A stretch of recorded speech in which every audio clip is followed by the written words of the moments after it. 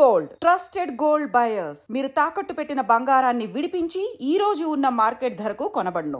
చరిత్రలోనే అతిపెద్ద దుర్ఘటన అగ్ని ప్రమాదం ఏదైతే జరిగిందో ఒకటే కుటుంబంలో 17 మంది చచ్చిపోవడం అంటే నిజంగా కూడా మనసున్న ఎవరికైనా నిన్న ఆ సంఘటన దృశ్యాలు ఆ తర్వాత వాళ్ళ కుటుంబ సభ్యుల ఆర్తనాదాలు వింటే గుండె కదిలిపోయే పరిస్థితి. బాధాకరం ఏంటంటే ఇక్కడికి వచ్చిన తర్వాత కుటుంబ సభ్యులు అగర్వాల్ సమాజం యొక్క వాళ్ళ కుటుంబం యొక్క సభ్యులతో మాట్లాడుతుంటే 2.5 పాపను నిన్న అక్కడ సమాధి చేసి వచ్చినాం. అంతకంటే మాకు ఈ జీవితంలో ఇంతకంటే దౌర్భాగ్యమైన రోజు ఇంకోటి ఉండదు. మేము ఎందుకు బతుకున్నామా అనే బాధ అవుతుంది సార్. మేము ఎవరిని నిందిస్తలేము, ఎవరిని ఏమంటలేము. కానీ ఇక్కడ అగ్ని ప్రమాదం జరిగిందని చెప్పంగానే ఏ ఫైర్ బ్రిగేడ్ అయితే వచ్చిందో అది నీళ్లు లేకుండా అరకొరగా వస్తే లాభమైంది, వసతులు లేకుండా వస్తే లాభమైంది. వచ్చిన ఆ ఫైర్ సర్వీస్ వాళ్ళు కూడా మాకు మాస్క్ లేదు కాబట్టి లోపలికి పోలేకపోతున్నామంటే ఇంతకంటే అన్యాయం ఉంటుందా?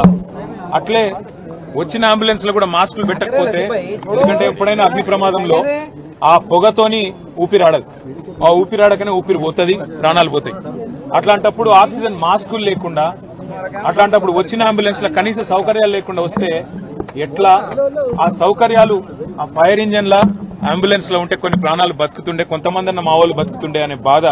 ఇలా రాజకీయం లేదు, ఎవరిని తిట్టేది లేదు. కానీ ఒకటి మాత్రం వాస్తవం, ఇంత లాపర్వా ఉంటే మాత్రం ప్రజల ప్రాణాలు మల్లబోయే ప్రమాదం ఉంది. వాళ్ళు ఎంత గొప్ప వాళ్ళంటే ఒకటే కుటుంబంలో 17 మంది చచ్చిపోయినాక కూడా వాళ్ళు అంటున్న మాట ఏంది ఇక్కడికి వచ్చినాకంటే ఎవరిని తిడతలేరు, వాళ్ళు రాజకీయం చేస్తలేరు, ఎవరిని ఫలానా వాళ్ళు మంచోళ్ళు కాదు చెడ్డోళ్ళు అంటలేరు.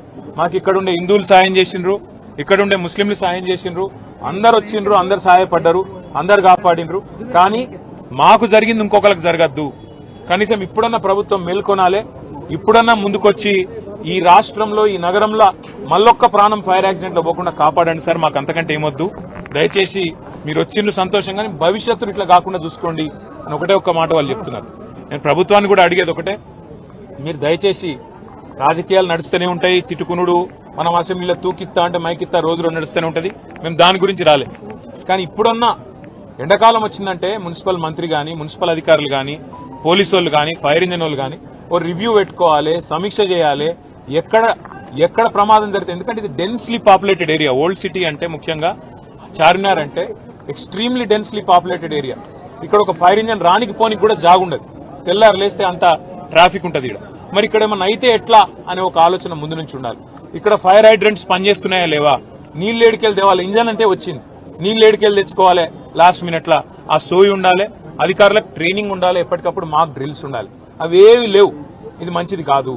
రెండోది, అంబులెన్స్ వచ్చినాక ఆక్సిజన్ మాస్కులు లేకపోతే ఫైర్ యాక్సిడెంట్ అయిన కాడికి ఏం లాభం? వాళ్ళ బాధ అంతా ఏంటంటే 17 మంది చిన్న పిల్లలు 8 మంది పోయినారు. ఇంతకంటే అన్యాయం ఉంటుందా సార్? దయచేసి ఇంతకంటే దుర్దినం మా జీవితంలో లేదని వాళ్ళు చెప్తున్నారు. మేము కూడా ప్రభుత్వాన్ని ఒకటే కోరుతున్నాం, చచ్చిపోయినాక కాంపెన్సేషన్ ఒక 5 లక్షలు ఏదో ఇచ్చి చేతులు దులుపుకున్నాడు కాదు, భవిష్యత్తులో ఇంకెవరు చావకుండా చూడండి, భవిష్యత్తులో ఎవరికి ఇట్లాంటి దుర్మార్గమైన పరిస్థితి, ఇంత ఘోరమైన పరిస్థితి రాకుండా చూడండి. దయచేసి మీరు చేస్తున్నారు కొన్ని పనులు, ఇంకా మంచి పనులు చేయండి. అందాల పోటీలని వాటి మీద పెట్టిన శ్రద్ధ దీని మీద కూడా పెట్టండి, వాటి మీద పెట్టే ఖర్చు ఇక్కడ కూడా పెట్టండి.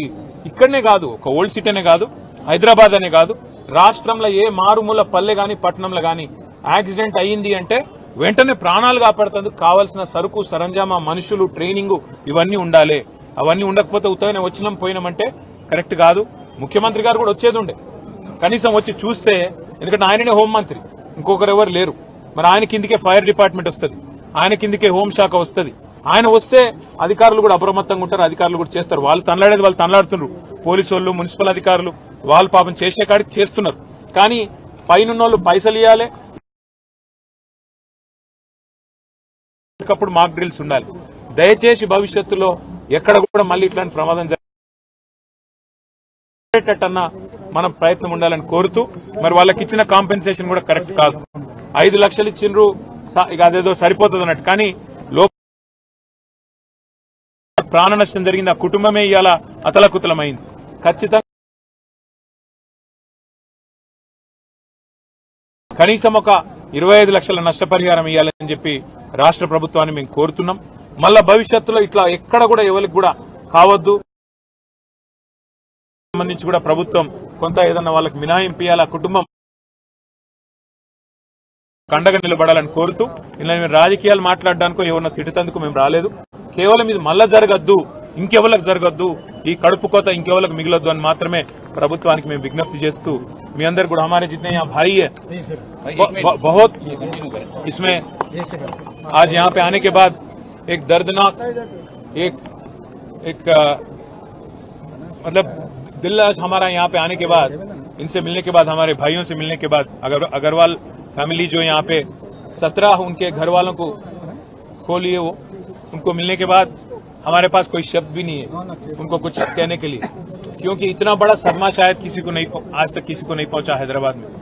एक ही घर में 17 उनके फैमिली मेंबर आज उनका डेथ हो गया और उसकी एक ही वजह है, अगर जल्दी से यहाँ जो एम्बुलेंस आई, जो फायर इंजन आई, उसमें पानी का सहूलत रहता और ऑक्सीजन मास्क रहते तो कुछ लोग कम से कम उनमें से बच जाते। ये नहीं कह रहा हूं कि मैं 17 के 17 बच जाते, पर कम से कम एक या दो भी अगर बचते तो एक उनकी भी आज कुछ उनको कुछ थोड़ा राहत मिलता।